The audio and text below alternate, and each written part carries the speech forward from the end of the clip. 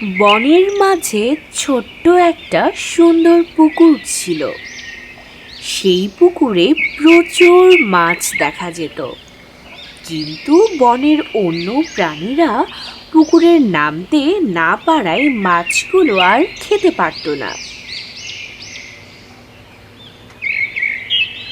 কিন্তু ওই পুকুরেই একটি বক আছে।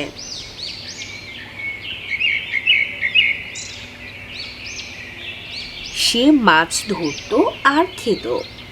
সেটা দেখে অন্য প্রাণীরা খুব আফসোস করত।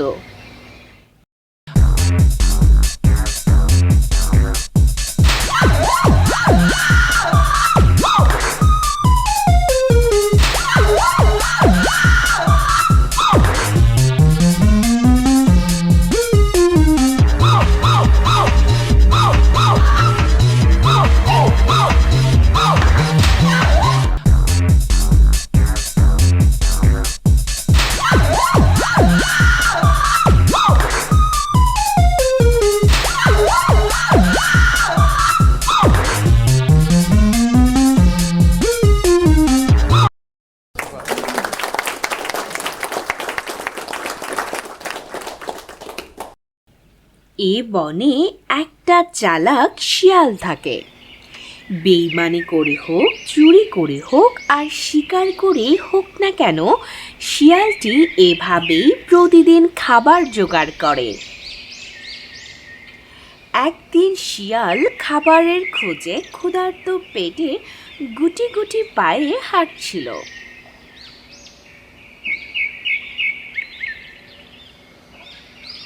ও বাবা, এতদিন তো চুরি চামারি করে ভালোই খেলাম।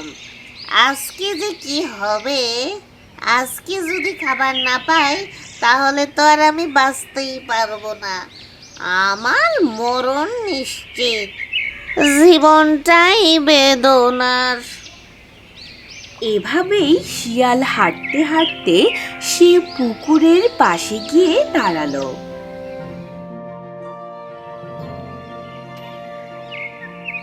ওরে, এত সুন্দর সুন্দর মাছ রে! আজকে আর না খেয়ে থাকতে হবে না। ধরবো আর গিলবো, ধরবো আর গিলবো। হি হি হি হি।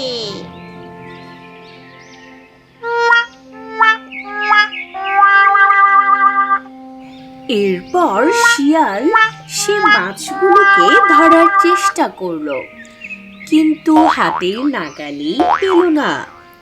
সে যখন হতাশ হয়ে পুকুরের ধারে বসে পড়ল, তখন সে দেখতে পেল একটা বক পুকুরের পাড়ে এসে বসলো এবং খুব করে মাছ ধরে নিল।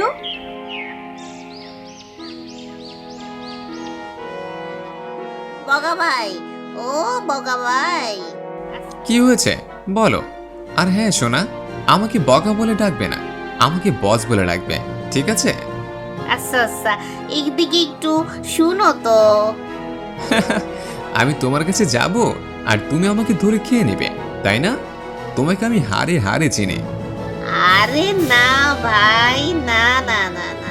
তুমি কি জানো, 3 দিন ধরে আমি কিছুই খাইনি। তো কি হয়েছে? তো আমি কি করব? ওই ওই মাছটা আমাকে দিবা? হ্যাঁ, আচ্ছা, এই নাও মাছ। বকটি মাছ ধরে ধরে শিয়ালের কাছে ছুঁড়ে মারল। এভাবেই সে কয়েকটি মাছ শিয়ালকে খেতে দিল। দারুণ মজা, দারুণ মজা। আচ্ছা ভাই, একটা কথা বলি।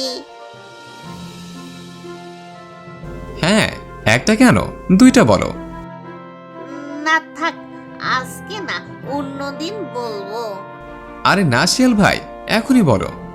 আচ্ছা তাহলে শোনো ভাই, তুমি তো সকলেরই অনেক উপকার করো, তাই না?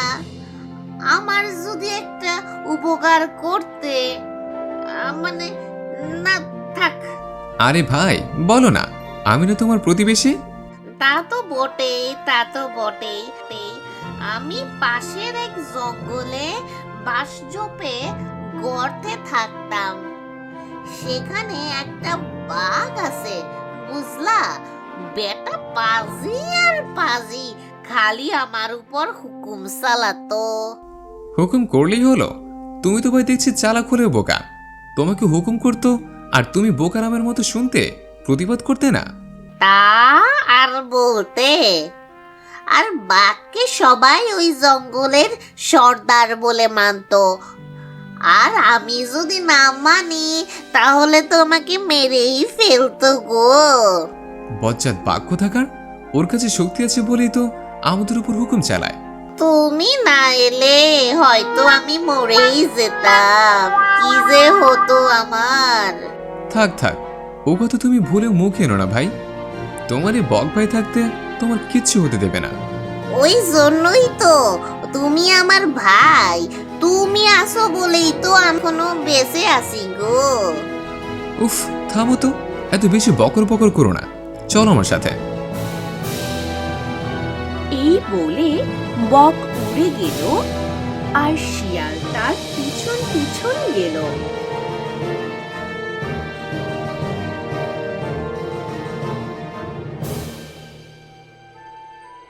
তারা একটা জঙ্গলের গর্তের সামনে এসে থামলো। এই যে এখানে একদল শিয়াল থাকতো, তবে এখন আর তারা থাকে না। অনেকদিন ধরে তাদের কোনো খোঁজ খবর না থাকায় এই গর্তটা এমনভাবেই পড়ে আছে। তুমি বরং এখানেই থেকো।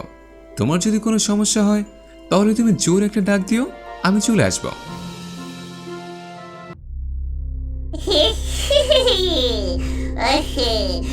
বকটা এত বোকা। দাঁড়াও বেটা, একটু সবুর করো। এভাবেই দিন কেটে যেতে লাগলো।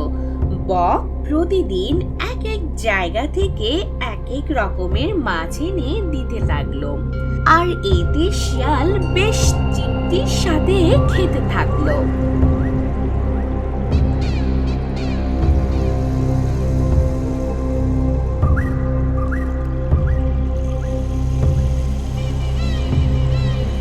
শিয়াল তো দিন দিন অলস হয়ে যেতে লাগলো।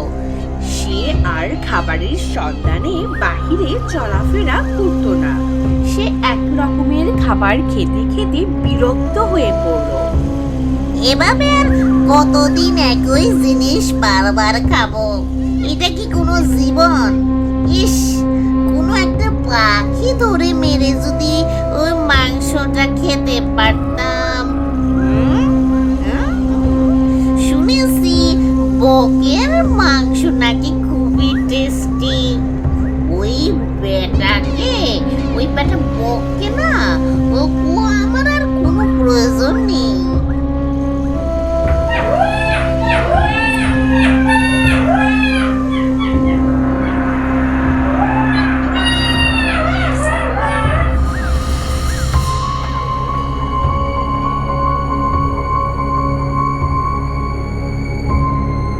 তোমার খুব ক্ষুধা পেয়েছে তাই না? তুমি এখানেই দাঁড়াও, আমি তোমার জন্য মাছ নিয়ে আসছি। ও বক ভাই, দাঁড়াও দাঁড়াও দাঁড়াও। বলছি যে তোমাকে আর কিছুই আনতে হবে না। কি হলো আবার? এতদিনে তুমি আমার জন্য অনেক কিছু করছো, আর ঋণের বোঝা বাড়াতে চাই না। আমি তোমার প্রতি অনেক কৃতজ্ঞ গো। ও কিছু না। তোমার জন্য যদি আমি কোনো উপকার করে দিতে পারতাম তাহলে আমি ধন্য হতাম। আমার জন্য আর কিচ্ছু করতে হবে না, তুমি বরং নিজের চিন্তা করো। তাহলে ভাই শিয়াল, আমি গেলাম। তুমি আমার জন্য এত কিছু করলা, আমার এত উপকার করলা, আর আমি তোমার জন্য সামান্য একটু কুলাকুলি করব না? তাকে হয় নাকি বলো? তোমার সাথে আমি কোলাকুলি করবো? তা নয় তো কি? আমি তোমার কাছে গেলে তুমি আমাকে খেয়ে নিবে না তো? ঠিক আছে, তুমি যখন আমাকে বন্ধু মনে করো না তাহলে ঠিক আছে, তোমার আমার সাথে কুলাকুলি করতে হবে না। যাও, তুমি চলে যাও। না শিয়াল ভাই, তুমি ভুল ভেবো না, ঠিক আছে? সত্যি? আসো আসো, আমি তোমাকে কিছুই করব না।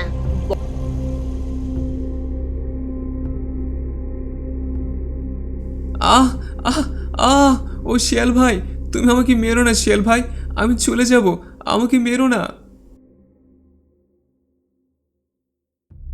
উপকার যখন করেছিলি তাহলে এত আদিক্ষেতা দেখিয়ে আমার সাথে কুলাকুলি করার কি দরকার ছিল বেটা? হ্যাঁ হ্যাঁ হুম হুম। শিয়াল বককে খেয়ে খুশি মনে হাঁটতে হাঁটতে চলতে লাগলো। আহ, আজকে যা খেলাম না, তার উপর আবার বকের মাংস, মজাই আলাদা।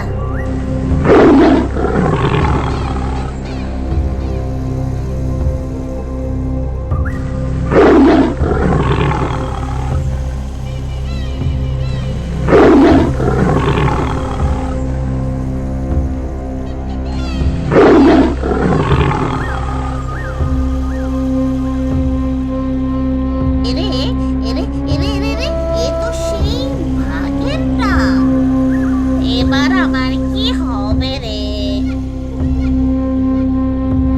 খিরে বেটা শিয়াল, দেখে তো মনে হচ্ছে খুব আনন্দে আছিস।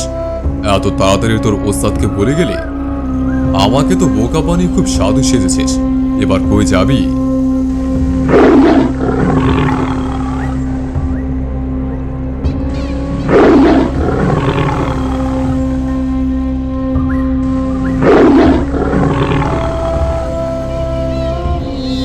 মানে মানে মামা, আমার তো ভুল হয়ে গেছে মামা, আমাকে ক্ষমা করে দাও মামা, ক্ষমা করে দাও।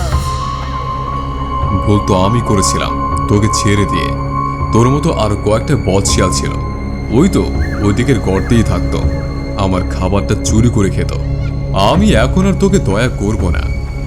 এই কথা বলে বাঘ শিয়ালের দিকে এগোতে লাগলো।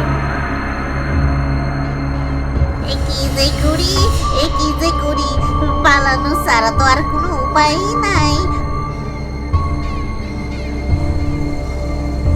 ও চাচা, চাচা আপন প্রাণ বাঁচা।